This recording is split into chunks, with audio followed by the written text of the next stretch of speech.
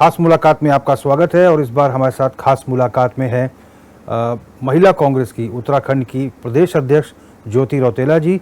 रौतेला जी, आपका बहुत स्वागत है चैनल पर। बहुत बहुत धन्यवाद आपका। मैम, हमने देखा है कि 26 जनवरी 2022 से आपने अपना पदभार ग्रहण किया था। 2 साल आपके कार्यकाल को पूरा हो चुका है और आपके साथ 4 उपाध्यक्ष भी नियुक्त किए गए। पहले आप महिला कांग्रेस में राष्ट्रीय सचिव थीं, आपको उत्तराखंड भेजा गया। आप लगातार सक्रिय हैं कांग्रेस के भीतर। लगातार आपके द्वारा विरोध प्रदर्शन, सरकार के खिलाफ नारेबाजी और तमाम सड़कों पर उतरना, ये तमाम चीज़ें आपके द्वारा हो रही हैं। आपका अगर हम अब तक का जो शैक्षिक जीवन की अगर हम बात करें तो वो कहाँ कहाँ आपने शिक्षा ग्रहण की और राजनीति से किस तरह से प्रेरित हुई और कांग्रेस ही क्यों चुना? देखिए, मैं लैंसडाउन से हूँ। बेसिकली लैंसडाउन के पास जारीखाल ब्लॉक में मेरा गांव है, सकमुंडा गांव से हूँ। और मेरा जो पढ़ाई लिखाई है तो सब जारीखाल से ही हुई है। मैंने ग्रेजुएशन वहाँ से करा और उसके बाद मैं 10 साल जॉब में रही दिल्ली में। और साथ साथ में एक NGO फॉर्म किया मैंने 2004 में।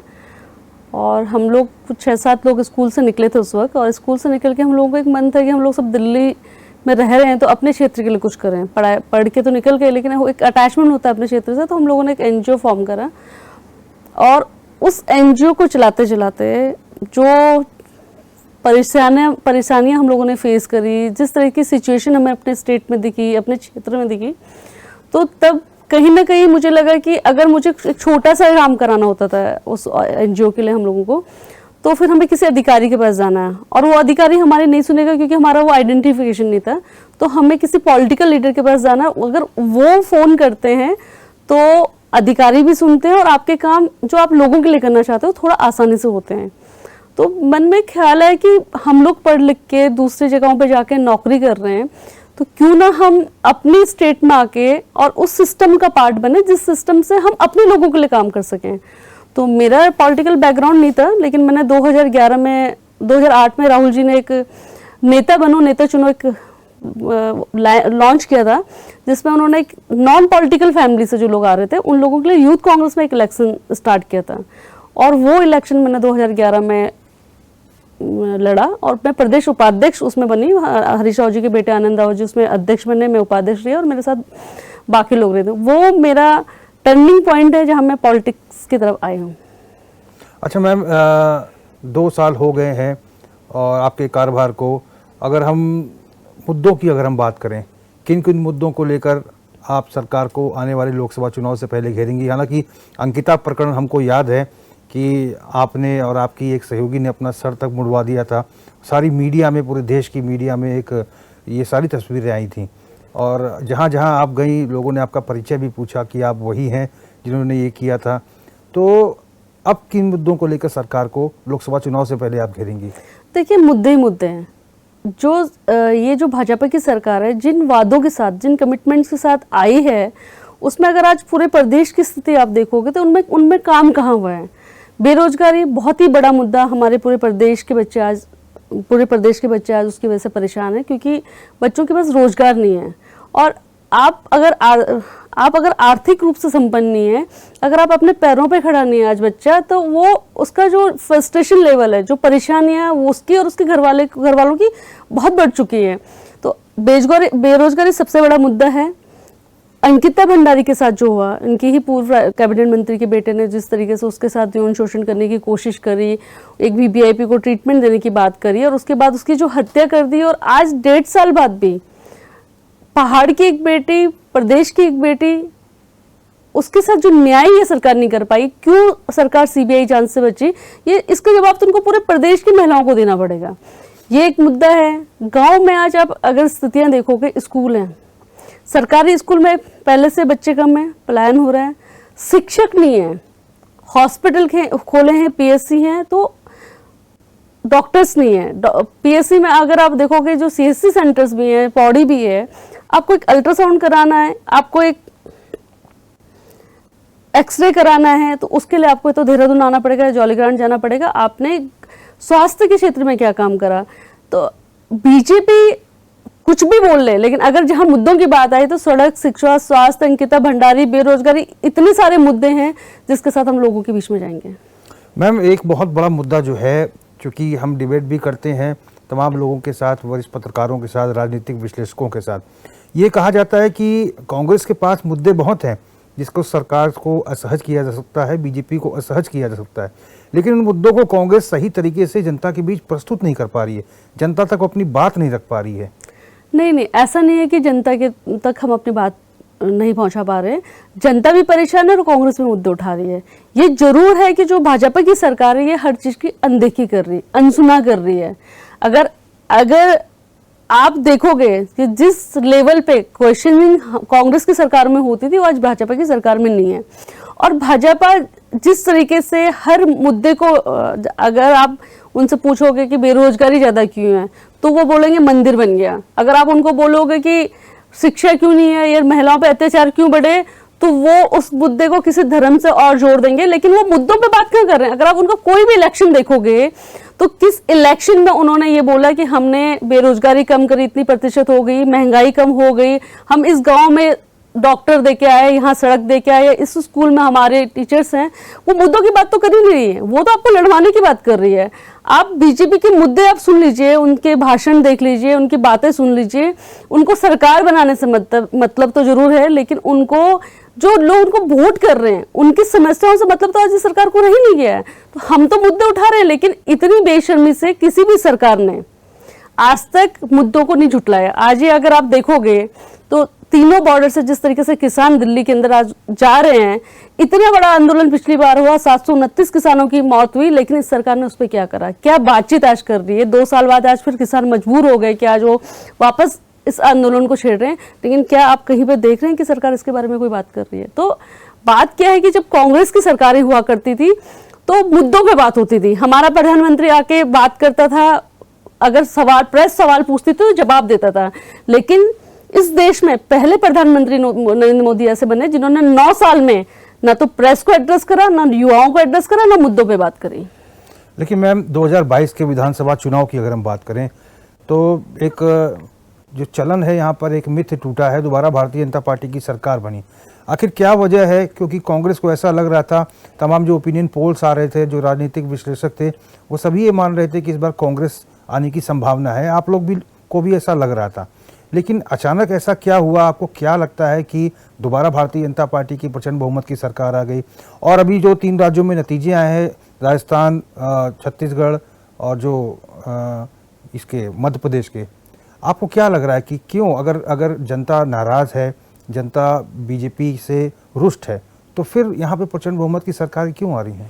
देखिए, ये हमारे लिए भी सोचने विषय है। यार, ये सच्चाई है कि पहली बार ऐसा हुआ कि उत्तराखंड में हम लोग सब बहुत कॉन्फिडेंस थे कि कांग्रेस की सरकार आएगी, लेकिन कहीं नहीं कहीं जो एक मैं आपसे बहुत खुल के बोलती हूँ कि जो एक मुस्लिम यूनिवर्सिटी वाला एक मुद्दा आया है, वो चाहे करवाया गया भाजपा के द्वारा या उसको किसी ने मैनिपुलेट करा, लेकिन वो एक ऐसा मुद्दा था जिसकी वजह से कहीं ना कहीं हम लोगों को उत्तराखंड में सरकार बनाने में हमारा फेलियर रहा। वो इसलिए नहीं हुआ कि सरकार से खुश होकर लोगों ने वोट दिया, लेकिन जब आप भाजपा तुष्टिकरण की राजनीति करती है तो उसका नुकसान हमारी पार्टी को हुआ, क्योंकि हम लोकतांत्रिक प्रक्रिया में बिलीव करते हैं, हम सबको साथ लेके चलने की बात करते हैं। और वो एक ऐसी चीज उस वक्त मैंने देखा कि हम जो इलेक्शन में गए और जो एक प्रेस कॉन्फ्रेंस हुआ, जिस तरीके से वो वायरल हुआ, जिस तरीके से वो चीजें चली, वो हमें हमारी पार्टी को नुकसान दिया। उत्तराखंड की पार्टी की बात कर रही हूं। कांग्रेस के नेता ने ही कहा था, मीडिया में बयान था उनका। नहीं, कांग्रेस के नेता ने कहा था ये तो मुझे पता है, लेकिन कांग्रेस के नेता को मैनिपुलेट किसने करा था ये मुझे नहीं पता। कि वो भी कहीं ना कहीं किस तरीके से चीजें हुई वो हम सब लोग जानते ही हैं। और दूसरी बात, आपने राजस्थान, मध्य प्रदेश और उसकी बात करी तो कर्नाटका हमारी सरकार है, तेलंगाना हमारी सरकार है। और अगर राजस्थान में, मध्य प्रदेश में अगर आप वोट देखोगे, वोटिंग परसेंटेज देखो तो वोट हमें बहुत अच्छा पड़ा। हाँ, हम लोग सरकार बनाने फिर भी नाकामयाब रहे। और मैं ये भी बोल रही हूँ कि कहीं ना कहीं हमारी ही गलतियां नहीं होंगी, कुछ ना कुछ तो हम कहीं ना कहीं तो हम गलतियां कर रहे हैं जिसकी वजह से हम सरकार बनाने में नाकाम है। क्योंकि ऐसा नहीं है कि जनता हमें वोट नहीं दे रही। अगर किसी भी प्रदेश की 38%, 40% या 42% वोट अगर कांग्रेस पार्टी को मिल रहा है तो इसका मतलब लोग कांग्रेस के साथ खड़े हैं। मैम, जनता आप पे कैसे विश्वास करे? क्योंकि आपके तमाम जो बड़े नेता हैं, पहले तो कांग्रेस छोड़ के फिर दूसरे दल में शामिल होते हैं और अब वहाँ से छोड़ के फिर बीजेपी में शामिल हो जाते हैं। अभी भी लगातार कांग्रेस के कई नेता जो है बीजेपी के ज्वाइनिंग अभियान में आ रहे हैं और बीजेपी का दामन थाम रहे हैं। तो फिर तो लोग जनता को बीजेपी पे विश्वास नहीं करना चाहिए, क्योंकि अगर बीजेपी बहुत मजबूत पार्टी है, अगर बीजेपी इतनी प्रचंड बहुमत से जीत रही, तो ऐसी क्या मजबूरी है उसको कि उसको दूसरे दलों के नेताओं की जरूरत पड़ रही है? पहला सवाल तो मेरा भाजपा से है, क्योंकि देखिए हम जो राजनीतिक व्यक्ति है और वो उसका किसी पार्टी में जाना, उसको वापस आना, वो उसका व्यक्तिगत निर्णय हो सकता है। और राजनीति करता है, जब आप जॉब भी करते हो तो ऐसे थोड़ा ना कि एक ही संस्था के साथ बहुत लंबे टाइम तक रहते हो। अगर आपको कोई बेटर ऑप्शन मिलता है, बेटर अपॉर्चुनिटी मिलती है, तो आप भी वो ऑप्शन ग्रैब करते हो, आप उसको लेते हो ना अपने साथ। तो वो तो राजनीति में भी आना जाना लगा रहता है। लेकिन ये है कि जनता को कांग्रेस पे इसलिए विश्वास करना चाहिए कि ये कांग्रेस पार्टी वो पार्टी है जिसने देश की आज़ादी में सबसे बड़ा योगदान दिया, सबसे बड़ी लड़ाई लड़ी। आज अगर आप बात करोगे, जो PSUs हैं जो आज बीजेपी बेच रही है, वो कांग्रेस के बनाए हुए हैं। हॉस्पिटल्स, एम्स, डॉक्टर्स, बिजली, पानी, हमारे देश में जिस वक्त आज़ाद हुए थे उस वक्त क्या था? हर चीज़ के लिए कांग्रेस ने लड़ाई लड़ी, कांग्रेस ने देश को यहाँ तक पहुँचाने में मदद करी। भाजपा को भले लगे कि 2014 के बाद देश बनाए, लेकिन देश के लोग जानते हैं कि 1947 में जब देश आज़ाद हुआ था तब हमारे देश में क्या था और 2014 तक क्या था और आज की स्थितियाँ क्या हैं। और आज सबसे ज़्यादा बेरोजगारी तो बीजेपी की सरकार में है। सबसे ज्यादा परेशानी आज जो डर का माहौल है वो इस सरकार में है, वो कांग्रेस की सरकार में नहीं था। फ्रीडम ऑफ स्पीच कांग्रेस ने दिया था, ये बीजेपी नहीं दे सकती आपको। आज आदमी अपनी बात करने से डर रहा है, वो कभी भी हमारी सरकारों में नहीं हुआ है। तो जनता को तो हम पे विश्वास करना चाहिए। देखिए, आप कोई भी बड़ी एक स्कीम उठा लीजिए, वो सारी स्कीमें कांग्रेस की सरकार में आई है। उनको बंद करने का काम भले ही बीजेपी कर लें, लेकिन जो जनता के लिए काम करने वाली बात करी, चाहे वो मनरेगा को सरकार लेके आई, जो RTI का अधिकार लाई, राइट टू एजुकेशन लाई, वो तो कांग्रेस की देन है। Right to food, right to education किसने दिया? कांग्रेस ने दिया। मनरेगा कांग्रेस लेके आई। तो जनता के लिए ये बताए ना कि भाजपा क्या काम कर रही है, उनको उनके आर्थिक सामाजिक सशक्तिकरण के लिए आज बीजेपी क्या कर रही है? बीजेपी तो अपने पार्टी के सशक्तिकरण के लिए काम कर रही है। मैम, आपकी प्रदेश जो प्रभारी है कुमारी शैलजा, वो 2 बार आ चुकी हैं उत्तराखंड और लगातार बीजेपी के विधायकों, पूर्व विधायकों से, जिला अध्यक्षों के साथ बैठक हो रही है। आप लोग भी बैठकों में शामिल हो रहे हैं, क्या निर्देश मिल रहे हैं? इस बार क्या ग्रास रूट पर कांग्रेस करना चाहती है 2022 के विधानसभा चुनाव में जो गलती हुई वो ना हो? देखिए, प्रदेश प्रभारी जी आई और वो बहुत बड़ी नेता हैं, हमारे पूर्व कैबिनेट मंत्री, राष्ट्रीय महासचिव हैं और सुलझी हुई महिला हैं। उन्होंने आके सबसे बड़ा काम मुझे जो लगता है वो ये किया कि एक एक व्यक्ति जिसको, अगर परिवार में कोई नाराजगी है, आप किसी को कोई बात करना चाहते हो, उन्होंने एक एक व्यक्ति से बात कही। उन्होंने एक एक जिलाध्यक्ष से बात करी, AICC मेंबर से बात करी, MLA से बात करी, जो पूर्व प्रत्याशी रहे 2019 में उनसे बात करी, 2022 के प्रत्याशी रहे उनसे बात करी। ये बहुत बड़ी बात है। किसी संगठन के प्रभारी का इतना वक्त देना संगठन के लोगों को, ये सबसे बड़ी बात तो वो थी। साथ साथ उन्होंने जो आने वाला चुनाव है उसके लिए हम किस तरीके से लड़ें, क्या हमारी तैयारी होनी चाहिए, कौन लोग किस क्षेत्र में मजबूत हैं, कौन लोग टिकट मांग रहे हैं, उनका संगठन में या पार्टी में क्या भूमिका रही है, उस पर पूरी चर्चाएं चली। और मुझे लगता है कि ये बहुत अच्छा एक मैसेज मिला और कार्यकर्ता मॉरली हाई होके गया, वो बूस्ट होके गया कि हमारी राष्ट्रीय प्रभारी ने हमसे आके बात करी, राष्ट्रीय महासचिव जी ने हमसे बात करी, उत्तराखंड की प्रभारी हैं, और उन्होंने हम लोगों को सुना। और उसके बाद जब कार्यकर्ता अपने क्षेत्र में लौटता है तो उसको जो काम करने का जो उसका मॉरल होता है ना, बहुत हाई होता है। तो मैं तो उनको खुद धन्यवाद देना चाहती हूँ कि उन्होंने एक एक व्यक्ति की बात को इतनी पेशेंसली सुना और उससे कहीं ना कहीं कांग्रेस के जो कार्यकर्ता का जो काम करने की ताकत हुई वो दुगनी हुई है। खास मुलाकात में फिलहाल वक्त हो चला है छोटे से ब्रेक के बाद जब लौट कर आएंगे तो कुछ और सवाल लेंगे महिला कांग्रेस की प्रदेश अध्यक्ष ज्योति रौतेला जी से। ब्रेक के बाद खास मुलाकात में आपका स्वागत है और हमारे साथ हैं महिला कांग्रेस की प्रदेश अध्यक्ष ज्योति रौतेला जी। सवाल जवाब का सिलसिला जारी रखेंगे। मैम, एक सवाल बहुत महत्वपूर्ण है जी। Indian national democratic inclusive alliance, India गठबंधन, इसको लेकर आपका क्या कुछ मत है? हालांकि अब जो नीतीश कुमार हैं वो भी अलग हो गए, हरभजन मान वो भी अलग हो गए, अलग चुनाव लड़ना चाहते हैं, ममता बनर्जी अलग हो गई, और जैसा कि बीजेपी कह रही थी कि ये बहुत ज़्यादा दिन चलने वाला अलायंस नहीं है, और वो कहीं ना कहीं सच साबित हो रहा है। आपका इस अलायंस को लेकर क्या नज़रिया है? हालांकि उत्तराखंड में भी सीटों के बंटवारे को लेकर समाजवादी पार्टी के नेता अप्रोच कर रहे हैं अपने बड़े नेताओं को लेकर, तो आपका ओपिनियन क्या है इस अलायंस को लेकर? देखिए, इंडिया गठबंधन सारी पार्टियों की मर्जी से बना था। मतलब उसमें ये नहीं था कि कांग्रेस ने किसी को फोर्स किया। ये सारी पार्टियां कुछ मुद्दों के साथ एक साथ आई क्योंकि उनको लग रहा था कि पूरे देश में जिस तरीके से भाजपा जो माहौल क्रिएट कर रही है उसके खिलाफ सबको इकट्ठा होना चाहिए और सब एक राय बना के साथ में आए। अगर कुछ लोग अपने निजी स्वार्थ के लिए, अपने भविष्य की राजनीति के लिए पार्टी इस गठबंधन से अलग हुए, तो उनको मुझे लगता है कि पहले नहीं आना चाहिए था।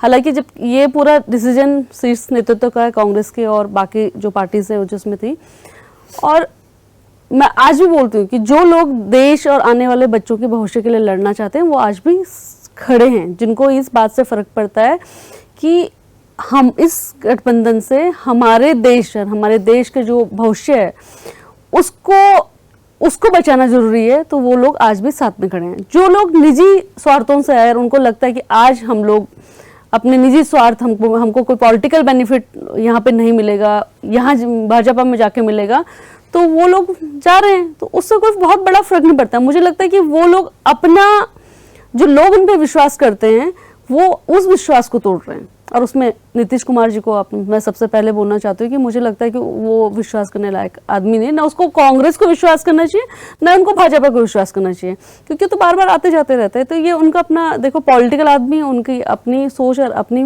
वो है।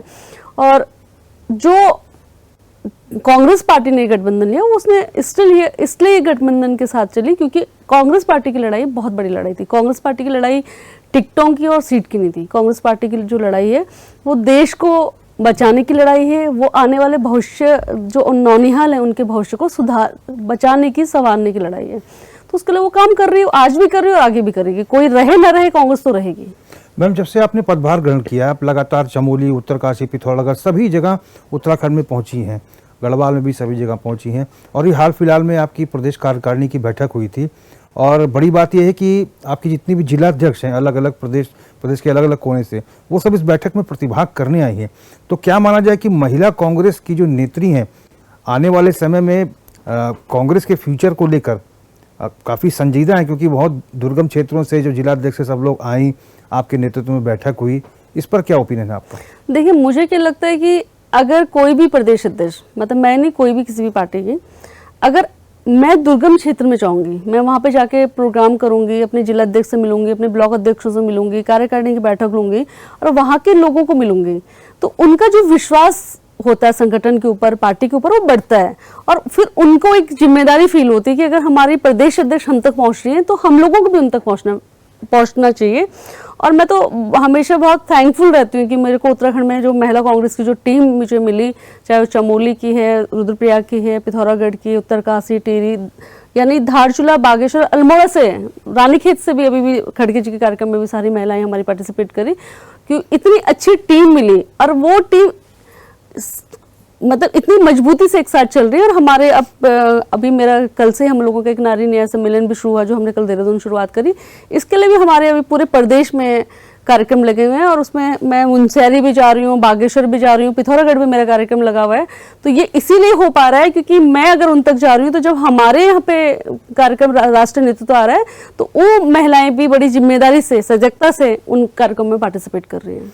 मैम, लोकसभा चुनाव से पहले बीजेपी ने एक बड़ा उद्घाटन, प्राण प्रतिष्ठा भगवान राम मंदिर की अयोध्या में कर दी है। सभी विश्व की नज़र उस पर रही। एक बड़ा निर्णय जो है, एक बड़ा काम जो है बीजेपी ने कर दिया लोकसभा चुनाव से पहले। हालांकि उनके चुनावी मैनिफेस्टो में भी राम मंदिर का निर्माण रहा है। इसके साथ ही प्रदेश की अगर हम बात करें तो यूसीसी जो है विधानसभा से पारित हो चुका है और राज्य आंदोलनकारियों को क्षैतिज आरक्षण भी जो लंबे समय से चल रहा था वो भी विधानसभा से पारित हो गया। महिलाओं को 30% क्षैतिज आरक्षण मिलेगा प्रदेश की महिलाओं को सरकारी नौकरियों में। ये तमाम वो निर्णय है, नकल विरोधी कानून हो गए, ये तमाम निर्णय है जो लिए गए हैं और जिनको सराहा जा रहा है। आपको लगता है कि इन निर्णयों से बीजेपी कहीं बढ़त पर है? देखिए, मैं आपको एक बात बोलना चाहती हूँ कि मतलब मैं बचपन से आगे अगर मैं घर से बाहर निकली हूँ तो मैंने सुबह का दिया जलाया और शाम को जाके पूजा करते हैं। और मुझे लगता है कि ये सब लोग करते हैं। पूरा देश जो भगवान में बिलीव करता है वो करता है, और हम राम जी हम सब के आराध्य रहे। राम मंदिर से और अगर भाजपा को वोट मिलती है तो मुझे लगता है कि फिर हमें और हमारे देश के लोगों को ये सोचना पड़ेगा कि हम किस तरफ जा रहे हैं।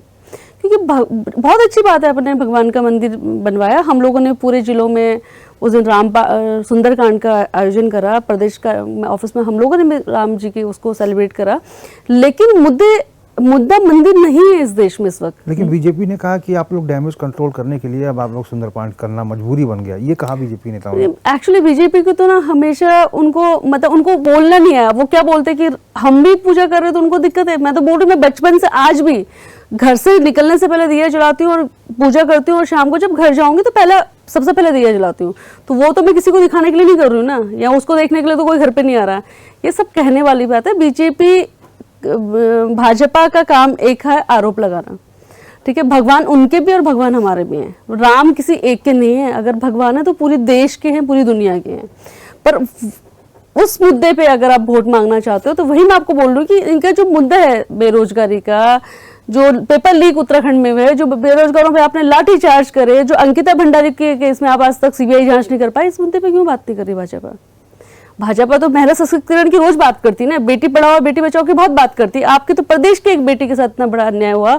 आपके पूरे प्रदेश में आज डोमेस्टिक वायलेंस और रेप केसेस के 2473 केसेस हैं एक साल में। उस पर काम क्यों नहीं हो रहा? देवभूमि बोलते हैं ना हम। आज महिलाओं के साथ जो घटनाएं घट रही है रोज के रोज, कल परसों हरिद्वार में 6 साल की एक लड़की के साथ रेप केस हुआ है, 6 साल की एक लड़की के साथ। इस पे क्यों काम नहीं कर रही है? लॉ एंड ऑर्डर कहाँ है आपका? पुलिस क्या काम कर रही है आपकी? तो देखिए, मैं आपको एक बात बताऊँ, भगवान के नाम पे राजनीति करना सिर्फ बीजेपी का काम है, ये कांग्रेस ने कभी नहीं करा। आपने यूसीसी की बात करी, बहुत अच्छी बात है, यूसीसी आना चाहिए, यूनिफॉर्म सिविल कोड है ना वो। तो क्या पहला क्वेश्चन तो मेरा है कि क्या वो राज्य स्तरीय कानून था? नहीं, वो केंद्र का था, वो अधिकारी केंद्र का था। तो उसको ट्रायल बेसिस पे आपने उत्तराखंड में शुरू करा, आपने 4% जो जनजातियां हैं उनको छोड़ दिया। तो वो पहले तो यूनिफॉर्म सिविल कोड कैसे हो गया? समान नागरिकता कानून, अगर आप सब लोगों को समान तरीके से उसमें ट्रीट नहीं करें तो कैसे हो गया? लेकिन उसमें एक बहुत बड़ा मेरा भाजपा से सवाल है कि आपने लिव इन रिलेशनशिप को बोला कि 2 लड़के लड़कियां अगर शादी से पहले एक साथ रहना चाहते हैं तो वो रह सकते हैं, उसके लिए एक रजिस्ट्रेशन चाहिए। उसमें 2 चीजें आती हैं। एक तरफ आप बात करते हो हिंदुत्व की, आप बात करते हो सनातन धर्म की, और मुझे लगता है कि सनातन धर्म में तो कोई भी माँ बाप इस बात के लिए एग्री नहीं होंगे कि उनके बच्चे, चाहे वो लड़की हो चाहे लड़का हो, बिना शादी के साथ में रहे। दूसरी बात आती है उन बच्चों के अधिकार की जो हमको हमारे संविधान ने दिया है कि वो पहले रजिस्ट्रेशन कराए तब रहे। और दूसरा सवाल मेरा इस भाजपा से है कि क्या शादी जैसे सस्ता पे भाजपा को विश्वास नहीं है क्या? मैम, एक सवाल जो शुरुआत में मैंने आपसे किया था, अंकिता भंडारी मर्डर केस को लेकर आपने अपने केस तक मुड़ा दिए, जो एक औरत के लिए बहुत बड़ी बात होती है, और आपकी एक सहयोगी ने भी। आपको लगता है कि ये मुद्दे जो है जनता के मन में है, जनता समझ रही है, जान रही है कि आखिर क्या हो रहा है अंकिता भंडारी के केस को लेकर? बिल्कुल है। देखिए, मैंने जब मैंने और मेरी जो साथी उन्होंने जब हम लोगों ने ये मुंडन करवाया तो हम लोग बहुत मजबूर होकर ये कर पाए, क्योंकि ना तो सीबीआई जांच हो रही थी, उनके जो कातिल थे वो हाई कोर्ट बेल के लिए चले गए थे, हमें तो उनको बेल लेने से रोकना था, और सरकार ने अनसुनी कर दी। लेकिन मैं आपको एक बात बताऊं, उसके बाद मैंने पूरे प्रदेश का दौरा करा, मैं हर जिले में गई, महिलाओं के बीच बैठी हूँ। और जब मैंने अंकिता भंडारी की बात करी, जब मैंने उनको बोला कि जब हम देखिए पहाड़ की स्थितियां क्या है, पहाड़ में आज 2 तरह के लोग रह रहे हैं। एक जो आर्थिक रूप से संपन्न नहीं है और उनके पास बाहर जाने के लिए संसाधन नहीं है, वो बाहर नहीं निकल पा रहे, तो इसलिए वो गांव में रह रहे हैं और छोटा मोटा कुछ भी रोजगार करके वो अपने बच्चों का लालन पालन कर रहे हैं। दूसरा वो व्यक्ति गांव में रह रहा है जो रिटायर हो गया है, उसका पैसा है और वो उसको गांव से बहुत प्यार है, अपने गांव में क्षेत्र में कुछ काम करना चाह रहा है। तीसरा कोई भी आदमी जो संसाधनों से संपन्न है, वो गाँव में आज नहीं रहता, वो अपने बच्चों को वहां नहीं पढ़ा रहा। अंकिता एक ऐसे गाँव से थी, ऐसे परिवार से थी, मैं उसके घर गई हूँ, ये जो बहुत गरीब घर है, उसका छोटा सा घर था, उसके माँ बाप बहुत बूढ़े थे, दादी थी और छोटा भाई था। वो लड़की घर से निकली है, इसलिए निकली कि उसके माँ बाप को थोड़ी सी आर्थिक सहायता वो कर सके, उसके छोटे भाई की जो शिक्षा चल रही है उसकी उस मदद अपने परिवार को कर सके और 18 दिन बाद घर से निकल के उस लड़की के साथ जो पुलकित आर्य ने उसको वीवीआईपी को स्पेशल सर्विस देने की बात करी, उसके बाद जब उसने उस चीज के लिए मना करा, उसका मर्डर किया गया और उसके बाद भी हमारी सरकार उसमें सीबीआई जांच करने से डरी क्योंकि उसमें कोई वीवीआईपी भाजपा का था। तो जब हमारी ये सरकार एक लड़की, और वो भी पहाड़ की लड़की, गरीब घर की लड़की के लिए न्याय के लिए सीबीआई की जांच नहीं रख सकती, तो महिलाओं को कहीं देखिए, हर महिला के मन में वो बात है, हर भाई के मन में वो बात है, हर पिता के मन में वो बात है। और आज भी मैं आपको बोलती हूँ कि अंकिता भंडारी की मर्डर के बाद बहुत सारे माता पिता अपनी बेटियों को घर से बाहर भेजने में अकेले डर रहे हैं, क्योंकि ऐसे भेड़िए भाजपा के हमारी बेटियों के लिए खड़े हुए हैं, तो ये अफेक्ट करेगा। एक अंतिम प्रश्न है, कार्यक्रम का समापन का समय हो गया। आगामी लोकसभा चुनाव में हालांकि आपने दावेदारी कर दी है कि आप पौड़ी लोकसभा सीट से चुनाव लड़ना चाहती हैं, लेकिन उधर मनीष खंडूरी जी जो चुनाव लड़ चुके हैं वो भी मैदान में हैं, लगातार वो भी सक्रिय हैं।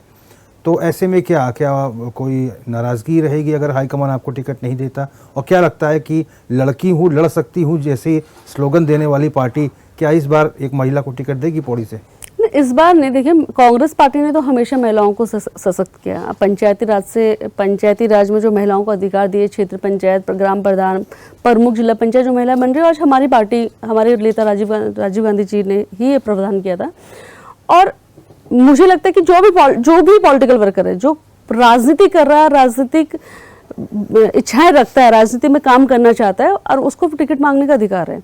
तो मैंने भी, क्योंकि 2012 मैंने एमएलए का इलेक्शन उस क्षेत्र से लड़ा, 17 की तैयारी करी, 22 की तैयारी, किसी कारणवश मेरा टिकट नहीं हो पाया, लेकिन मैं लगातार क्योंकि उस क्षेत्र में काम कर रही हूँ, तो मुझे लगा कि मुझे ये दावेदारी रखनी चाहिए, पार्टी के सामने ये बात रखनी चाहिए कि मैं भी चुनाव लड़ना चाहती हूँ, और मैंने रखी।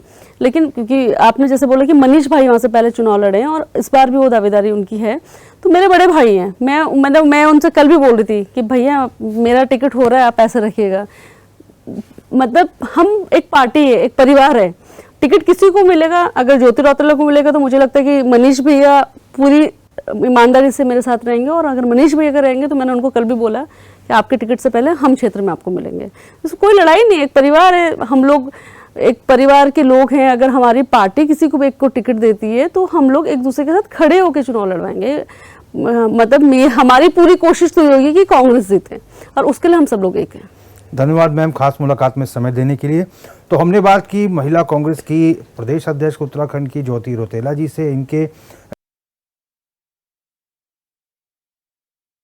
बात की और आगामी लोकसभा चुनाव में आपने पार्टी से दावेदारी प्रस्तुत की है पौड़ी लोकसभा सीट से। आपका कहना है कि अगर पार्टी उन्हें टिकट देगी तो मनीष खंडूरी उनके लिए प्रचार प्रसार करेंगे, और अगर मनीष खंडूरी जी को टिकट दिया जाएगा तो वो उनके लिए प्रचार प्रसार करेंगी। तो खास मुलाकात में आज मेरे साथ बस इतना ही। अगले हफ्ते जब हाजिर होंगे तो किसी और नई शख्सियत